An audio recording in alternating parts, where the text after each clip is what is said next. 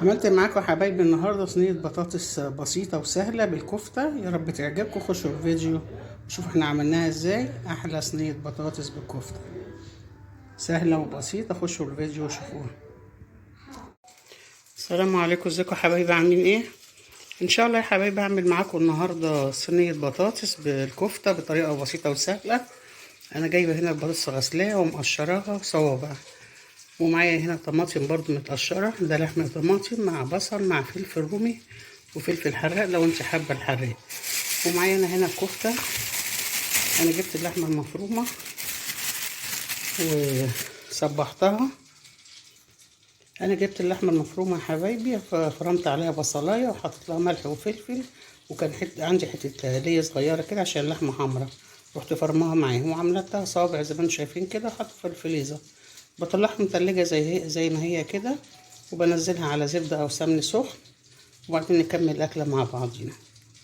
زي ما انتم شايفين كده يا حبايبي، أنا نزلت الكفتة زي ما هي متلجة، ما استناش لما تفك، وهغطيها علشان خاطر ما تلزقش، لأن عاملاها فوق البوتاجاز.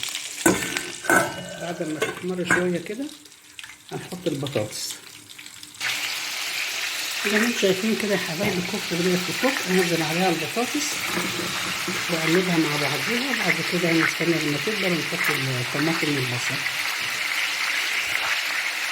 زي ما انتم شايفين كده يا حبايبي، انا قلبت البطاطس مع الكفته، هتاخد بس من طعم الكفته كده، وبعد كده نحط عليها الطماطم والبصل ونسويها مع بعضيها هنا ونسمها. ممكن ندخلها الفرن وممكن مندخلهاش. انا عامله جنبيها رز بلسان العصفور هوريهولكوا دلوقتي. زي ما انتم شايفين كده يا حبايبي، انا حطيت شويه فلفل اسود وشويه البهارات اللي هي السبع بهارات دي. الكفتة فيها بس زودتها برضه عشان يطعم مع البطاطس. هقلبها بقى تقليبة كده ونحط الطماطم والبصل كده يا حبايبي. انا حطيت الطماطم والبصل، هنرش شوية ملح كده على خفيف عشان احنا كنا حاطين ملح مع الكفتة.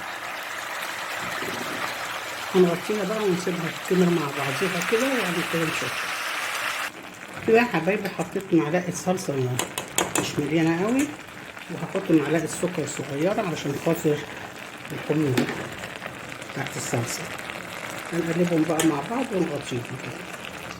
زي ما انتم شايفين كده يا حبايبي، بس ما شاء الله دخلت على السوا اهي. ممكن احطها تحت الشواية وممكن ما احطهاش، يعني لو انت حابة تحطيها تحت الشواية حطيها. هي خلاص فاضل لها ثواني وارفع عليها. وكده يا حبايبي صينية البطاطس خلصت. يا رب تعجبكم.